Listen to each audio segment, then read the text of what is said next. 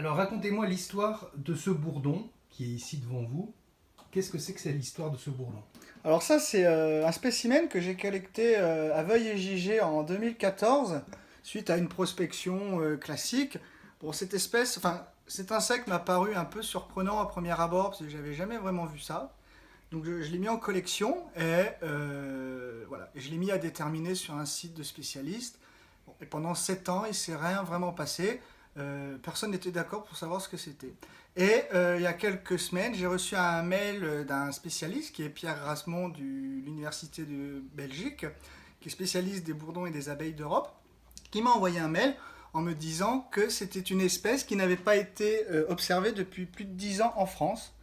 Euh, donc c'est assez surprenant puisque en plus cette espèce n'a rien à faire en Charente puisque habituellement c'est les données qu'on a pu qui ont pu être collectées dans le passé, la donnée surtout dans le sud-est, Manosque ou Alpes-Maritimes. Donc finalement on est plus de 1000 km à l'est, à l'ouest et au nord de son aire de répartition. Donc à cet instant, on n'a pas d'explication sur que faisait ce bourdon à cet endroit-là.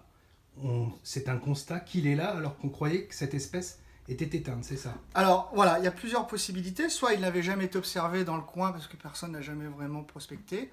Ou alors il y a deux possibilités. Soit le réchauffement climatique a fait déplacer l'espèce dans nos contrées. Hein.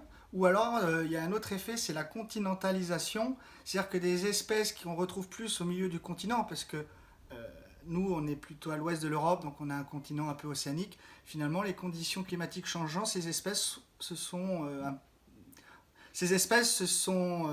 orientées plus vers des contrées comme la nôtre.